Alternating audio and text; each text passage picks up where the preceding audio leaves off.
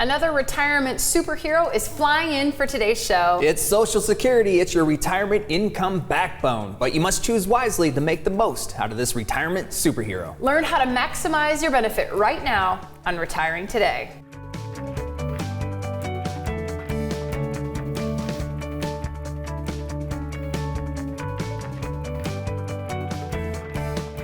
Welcome to Retiring Today. We are tackling Social Security. It's a big piece of your retirement income, and we're going to talk about how to maximize your Social Security benefit, but we're going to do it in a fun way. It's part of our superhero series. Here's Merkle. He's a certified financial planner, a certified financial fiduciary, and a retirement income certified professional. We're talking about superheroes. Lauren, do you have a favorite? Do you have a favorite superhero movie? I have to go with Superman. Superman, right? Good. Flying. Who doesn't want to fly? Yeah. Okay, so we've had fun with some of the parts of retirement. We call them our superheroes, and they're things that can really supercharge your retirement. So today we're talking about Social Security, but we've talked about what HSA is, Lauren. We've also talked about insurance, life insurance. Roth IRAs. Roth IRAs. So if you're interested in learning about any of our other superheroes, go to YouTube, search Merkle Retirement Planning, and you'll see more of our superhero series. But first, let's get to Social Security. The thing about Social Security, when you say it, most people know what it is. It doesn't take a ton of education because they've been paying into it, Lauren, since they got their first paychecks. Yeah, most people, by the time they get to the retirement phase, they have paid into Social Security for 40 years plus sometimes. So this is something that you've been investing in for a long time, and now it's a matter of how do you get the most out of this investment once you make that transition to retirement and then through retirement. What a lot of people don't realize when it comes to Social Security, though, is there's so many options. When you get your Social Security statement or when you download it from online, it'll show age 62 benefit, it'll show your full retirement age benefit, and then it'll show you your age 70 benefit. So it shows you 3 plus your disability, so that's 4 benefits or 4 options, but you actually have up to 81 different options when it comes time to elect your Social Security benefit. So there's a lot of options to weed through to make sure you're making the best decision you can. And the thing with Social Security is that after you elect your benefits, 12 months after, it's a permanent decision, so we got to get it right the first time. Yeah, and speaking of electing benefits, you can't just elect benefits kind of in a silo. You've got to look at your entire retirement picture. The number one mistake that most retirees make when it comes to Social Security is you take Social Security out by itself, that siloed decision, and you make that decision without taking into consideration everything else. Maybe you have a pension, you have some investable assets that you can deliver some income from. What are the expense needs at point of retirement? What are the projected expense needs with taking into consideration inflation 10, 15, 20 years down the road? All of that needs to go into the decision, but once you build your plan, your income plan, and you look at all the different options that are applicable to you from a Social Security standpoint, it does become much simpler. It's a much easier decision once you see how all of that plays together and what the outcomes are. And you're just talking about, of course, the investment piece or the investment part of planning for retirement, but there's more than that when it comes to retirement. There's kind of a whole set of guiding principles you use when you put together plans for people. Yeah, so far what we've been talking about is just the income plan of the overall retirement plan, but we still have a tax plan, we still need a long-term care health care plan, we still need a legacy plan. What happens to your assets when you are gone? How does it transition the most efficiently way possible to your beneficiaries? And then we have the investment plan of it as well. So all of those components go into making up your retirement plan. Okay, let's go back to Social Security, the superhero that we're talking about today. But sometimes even superheroes are a little, fallible. The superhero of Social Security, the latest news, by 2034, if Congress does nothing, full benefits will only be able to pay out at about 75% of the rate. And it seems like every year they go through this study and it comes to a conclusion that is similar to the conclusion they came to this year. And so the temptation when it comes to making your Social Security decision, you hear a study like that, your benefits are going to be reduced by 25% 15 years down the road, or Social Security is going broke. How many times have we heard that? Lots of times. A lot of people say, I'm just going to plan for my retirement income and pretend that Social Security doesn't even exist, and you're going to live off your investable assets. But here you are. You're on the doorsteps of retirement. Social Security is still here. There's a lot of options, and it represents anywhere between 25 to 35% of most people's retirement income, so it is a big deal. In fact, if you add up the monthly benefits that you could receive from Social Security over the course of your projected lifetime in retirement, it could add up to be a 7-figure portfolio. So it is substantial. Whether you have $5 million starting at retirement in investable assets, that's 20%, right? If it's $1 million that you get from Social Security over the course of your lifetime, 20% of your starting retirement portfolio, or you have $1 million starting, or you have 500,000. It is a substantial amount, so we have to make sure we're making the best choices we can. And that is really kind of what makes it a superhero, is what a big chunk of your portfolio it can be. So let's go back though to that cut, because people hear that, and Lauren, they might get a little bit nervous about Social Security. And we'll talk about electing a little in the second segment. Let's talk about the cuts a little bit. We know part of it's because of COVID, less people paying into the system. Part of it's because more people are retiring. But you've been watching legislation for a long time. What are your thoughts on what might happen? I mean, I think you think Congress will probably do something with Social Security. Social Security legislation, the first Social Security legislation started in 1935. So it's been around for almost 100 years. We're coming up upon that mark. Since 1935, there has been many legislative changes with Social Security. That trend is going to continue. They have to in order to shore up the trust fund. So I do believe there's going to continue to be adjustments to legislation to make sure that those benefits are going to continue to be provided as promised for those of you who are close to receiving Social Security or those of you who already are. So I would not rush into your decision, and I just got this question the other week. The question was, I heard the report, 25 reduction, should I just go ahead and take whatever I can get out of it before the reduction, or maybe it goes broke? For those of you close, I would say let's do the plan. There's so many other factors that go into it outside of that you're probably going to want to give more emphasis to than that. This is not the first time that the Social Security Trust Fund has been in trouble. If we look at the historical performance of the Social Security Trust Fund in the late 70s, that was a really hard time in the markets. It was a really hard time in the economy. We were going through a stagflation period, and so the Social Security Trust Fund in the late 70s did not hold up to the projection.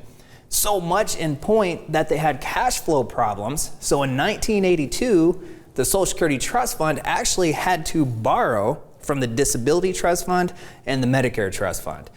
And then they repaid it in full with interest by 1985, and then another payment in 86, and it was done.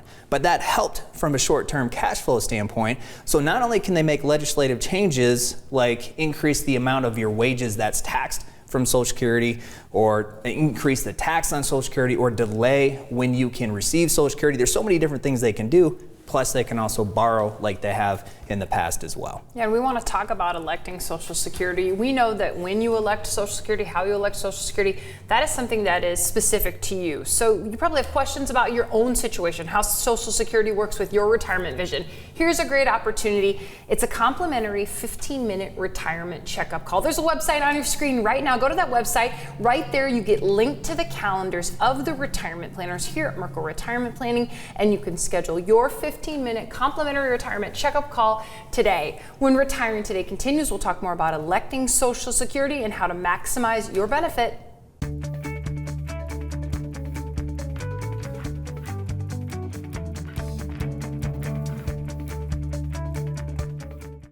When planning a big trip, do you like to look up points of interest, read restaurant reviews, or map out how to take the scenic route? You may spend days or even weeks getting ready for a week-long vacation. What about the 20 or 30-year journey that is retirement? Join us for a complimentary online workshop, Journey to Retirement, December 9th or 14th at 6:30 p.m. What you can learn from the comfort of your own home in these online workshops will help you plan for the most exciting journey of your life. Register today at merkleplan.com.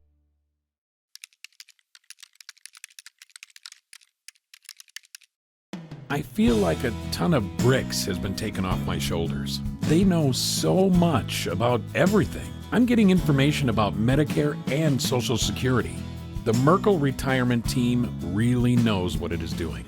They knock it out of the park with timely responses and empathetic handling of sensitive issues. Thanks for everything you do, Merkle Retirement Planning.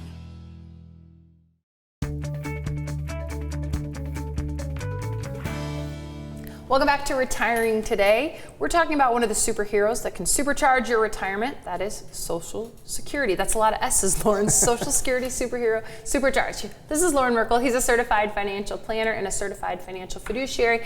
And Lauren, let's talk about Social Security. We got a lot of good things to talk about in this segment when it comes to Social Security. We'll forget that benefits cut and all that stuff that is a slim possibility. But let's talk about just kind of how it works. So 62 is the first time you can elect. Kind of take us through the nuts and bolts. Yeah, for most people, age 62 is the first opportunity to elect benefits. If you have a survivorship benefit, you can elect at age 60. If you're on a disability benefit, you can elect it once you are accepted for that disability. But for most people, age 62 represents the first time you can elect your Social Security benefits. Now, the amount that you're going to receive is going to be dependent upon what your full retirement age benefit is. And a long time ago, the full retirement age benefit was 65, and then they moved it to 66. And now, dependent upon your year of birth, it could be anywhere between age 66 and age 67. And the full retirement age benefit is just that. That's when you receive your full Social Security benefit if you take it early. 62, 63, anytime before your full retirement age benefit, you will receive a reduced benefit. The earlier you take it, the larger that reduction. So if your full retirement age is age 66, you take it at 62, you will receive a 25% reduction on your full retirement age benefit. Okay, and then when you get to that full retirement age, the difference between your full retirement age and 70 is significant because there's some growth in the benefit in those 2 or 3 or 4 years. There's some really good growth, especially when we compare that growth versus what the banks are paying us, right? If we have money at the bank, we might be getting 0.5%, maybe 1% if you're lucky. Whereas, again, if your full retirement age is 66, but you wait till 67 to claim your benefits, that's 8% increase on your lifetime Social Security payment. So if you wait till age 68, another 8%. If you wait all the way till 70, you get 8% guaranteed increase on your lifetime benefit. Cumulative 32% increase if your full retirement age was 66 and you waited till age 70. Okay, so do you find that it's really tempting to elect right away, or how do you kind of talk people through the benefits? Obviously, more money, that's a good thing, but obviously no one knows how long they're going to live and all those kinds of things. How do you get to a good plan? This is where it needs to be customized for everybody. It's really tempting if you're retired at 62, or maybe you retire at 61 or 60, it's really tempting to want to take that benefit at age 62 because you have been paying into it for so long, and then you hear the stories that Social Security is going to go broke or you're going to have a reduced benefit later down the road. But this is where the customization really needs to come into play. Again, you have up to 81 different options, and especially if you're married, you have combination strategies. What are you going to elect? What is your spouse going to elect? You have all these different options. So you bake all of those options into your plan, and we use technology because the 81 different options, we narrow that down to a handful that might make the most sense for you based on your circumstances. And then we take this one option, put it into your plan, and you can see the short-term implications of that. You can see the long-term implications of that decision.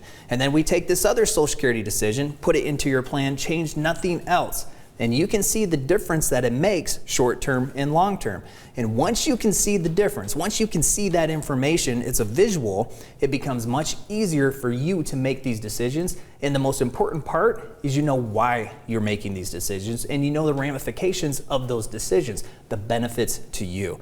And that allows you then to make these decisions with a whole lot more confidence, realizing 5 years from now, you're not going to look back and say, I wish I would have known that, and I wish I would have made a different decision. I think I've heard you say sometimes it makes sense for one spouse to elect maybe right at 62, and sometimes the higher wage earner to wait. Is that a strategy that people use a lot? It's an appealing strategy for a lot of married couples to file the lower wage earning spouse earlier. And the whole reason behind that for a lot of families, the reason it makes sense is because as soon as one of you passes away, if you're a married couple, as soon as one of you passes away, that lower wage earning benefit will go away. Assuming you're both already on your benefits, the lower one's going to go away because that higher benefit is the survivorship benefit. So it doesn't matter which one of you passes away first, the one who is remaining will receive the higher benefit, the lower benefit will go away.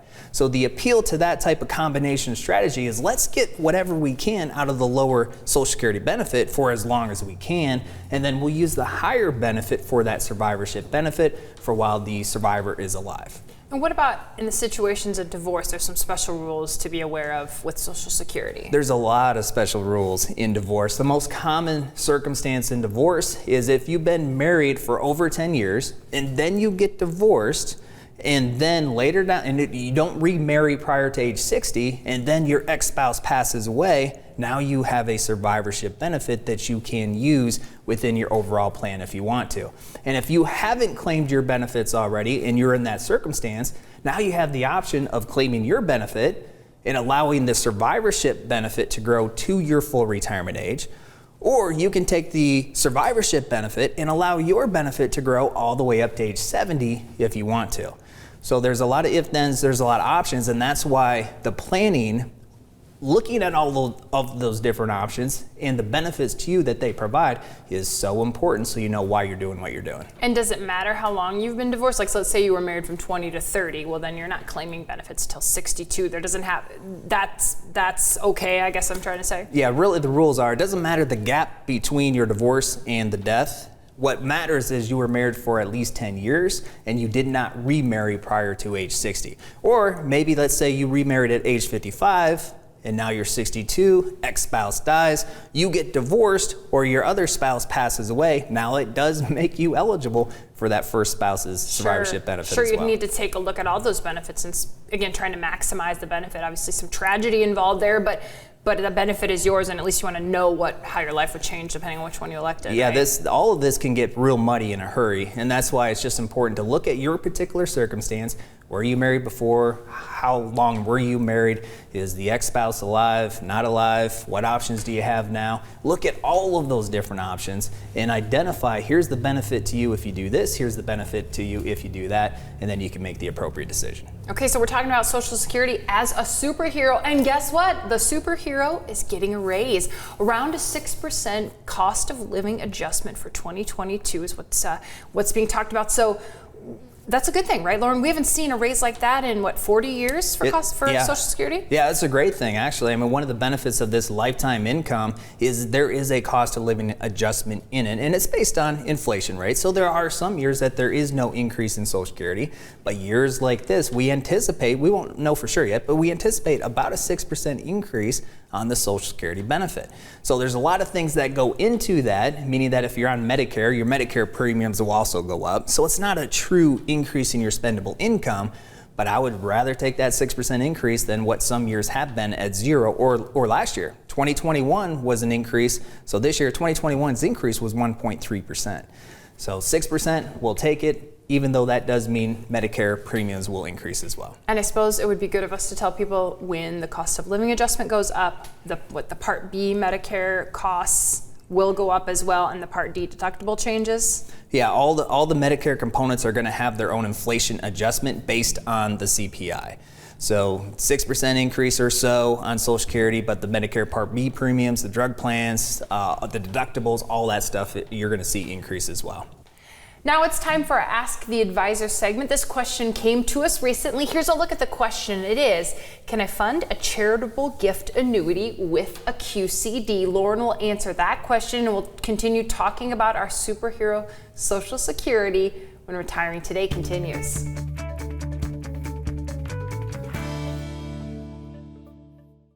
When planning a big trip, do you like to look up points of interest, read restaurant reviews, or map out how to take the scenic route? You may spend days or even weeks getting ready for a week-long vacation. What about the 20 or 30-year journey that is retirement? Join us for a complimentary online workshop, Journey to Retirement, December 9th or 14th at 6:30 p.m. What you can learn from the comfort of your own home in these online workshops will help you plan for the most exciting journey of your life. Register today at merkleplan.com.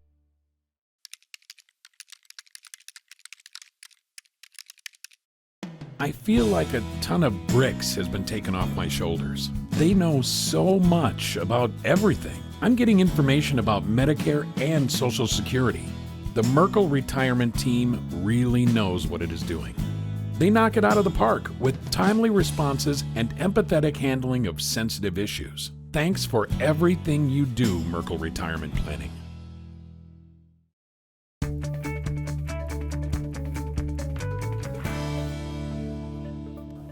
Welcome back to Retiring Today. Here's another look at our Ask the Advisor question. Can I fund a charitable gift annuity with a QCD? If you have a question you'd like to see us answer on the show, there's some information on the screen. Please send us your question. So Lauren Merkle, what would you say to that person? The answer to that question is no, you cannot fund a charitable annuity. You cannot fund a donor advised fund. The way that the QCD works, this is qualified charitable distribution, which means once you obtain the age 70 and a half from your pre-tax IRAs or 401k plans, you're mandated to take a distribution. But at that point, you can take a part or up to $100,000 and send it direct to a qualified charity, a 501c3 charity. So you can do that. You don't have to pay taxes on that gift. Obviously, the charity doesn't have to pay taxes on that gift, and that does suffice what you're required to take out. So at 70 and a half, you're eligible to do the qualified charitable distributions. Age 72 now is when most people actually are required to take distributions from the account. Yeah, so you're talking about RMDs. It's the same as That's that, correct. right? Okay. Yeah, so there's a segment of the population, they are required to take distributions, and they started at 70 and a half. And So now they've based already on the Secure Act, though, it pushed it out for a lot of people to age 72. But regardless of that, at age 70 and a half, so if you were mandated to take RMDs at 70 and a half, or you fall within the new rules where you're mandated to take them starting at 72, at 70 and a half, you're still eligible for a QCD, qualified charitable distribution, but you cannot fund a charitable annuity. It cannot go to a donor advised fund. It has to go to a qualified charity. Okay, the superhero we're talking about today, of course, Social Security, trying to maximize the benefit, try to make the most out of it. So in order to make the most out of it, I think it's good to understand a lot of the nuances of it. And one of the nuances of Social Security is if you continue working, how is Social Security, your benefit, impacted? Yeah, this is actually really cool. Even if you're taking Social Security, so you've claimed your Social Security benefits, but you're still working, once you're full retirement age, you can make as much money as you want to and not be penalized on your Social Security benefit. And they will recalculate your Social Security benefit each year that you do work. Because what the equation is they use your top 35 wage earning years to determine what your Social Security benefit is. So way back 35 years ago, if you made $10,000 and that's part of that equation to calculate your benefits, and you're still working, so let's say you make $60,000, it replaces that earlier $10,000 income, which could increase your benefit.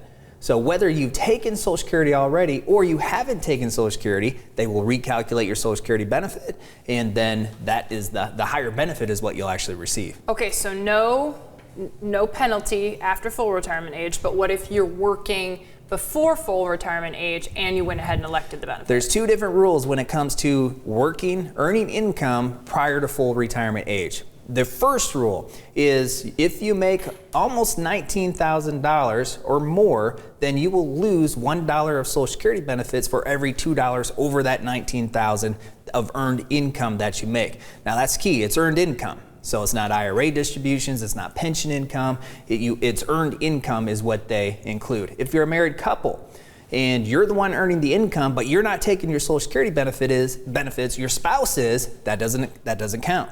So it's the earned income that you make. And then the other rule is once you hit the year that you obtain full retirement age, then you have the income ability or the ability to make up to about $45,000 of earned income and not be penalized. So there's two different qualifiers there based on how close to your full retirement age you really are.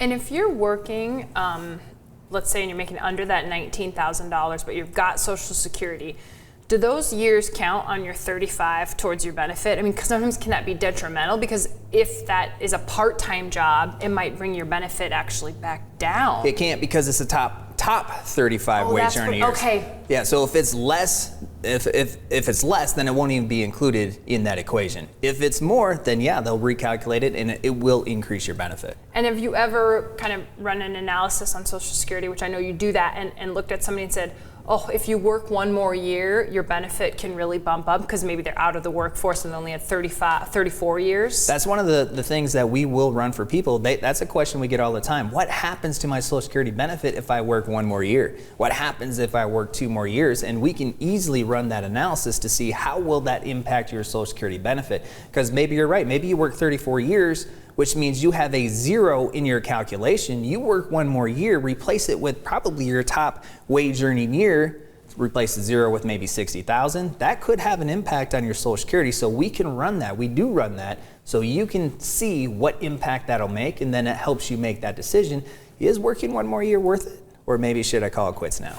Another neat thing that you and the team do for people is you actually help them make the actual election, because like you said, if you're married, you could have up to 81 kind of options for doing this, but it'd be nice to have somebody helping me out that's done it several times before. Yeah, if you've never claimed your Social Security benefits before, you've probably never filed for benefits. We do it all the time. So one of the value adds we offer to the families we work with is we will file your Social Security benefits for you. We will also file your Medicare benefits and take care of all of that. We try to make it as easy as possible for the families that we work with as they make that transition to and through retirement, because all of these moving pieces is complex enough. Just the transition of you've worked for 40 years, you've been doing something for 40 years, and then all of a sudden you're going to stop, right? That is hard enough for some people, let alone all these other moving parts. So we take care of all of that. And they remind me at 70, it won't be elected for me if I don't elect. I still need to go ahead and do the process, right? Yeah, it's not an automatic election, so there's no real benefit to not take your benefits if you haven't already by the time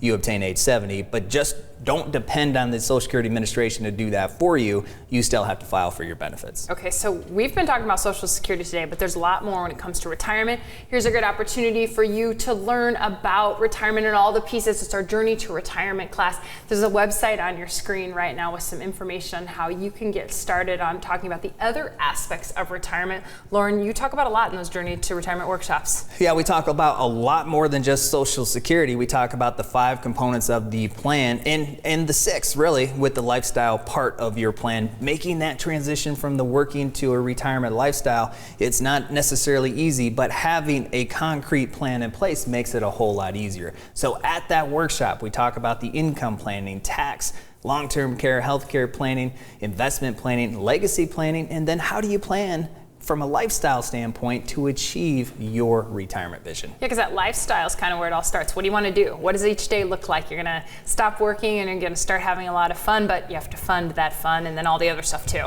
That's right. All those other components are the financials around how do you achieve your lifestyle, but how do you make that transition successfully lifestyle-wise can be complex too, so we include that as a part of it. We continue talking about all the pieces on this show. It's Retiring Today, and we thank you for watching.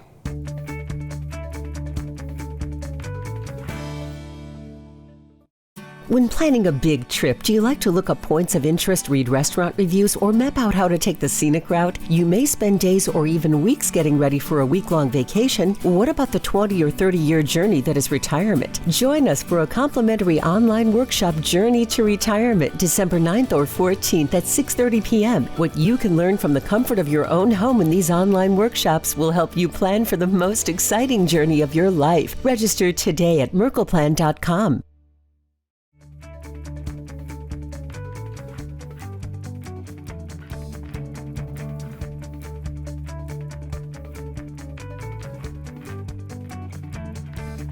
Thank you so much for watching Retiring Today. We hope you've enjoyed the show. See you next week.